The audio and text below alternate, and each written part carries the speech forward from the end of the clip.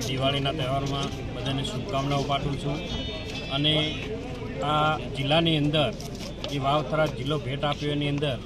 એક વાવ થરાદ જિલ્લાને નવનીકરણ કરવા માટે બીજી એક પણ મોટી ભેટ આપી છે એ અહીંના જે તમામ લોકો પર જાય છે કે એમના પર વિશ્વાસ રાખી અને ભૂપેન્દ્રભાઈની સરકારની અંદર એક વાવ વિધાનસભાના સભ્યને એની અંદર સમાવેશ કરી અને આ વિસ્તારનું ખૂબ મોટું કામ થાય, આ વિસ્તારને એક નવા જિલ્લાને એક વિકાસ તરફ લઈ જાય એના માટે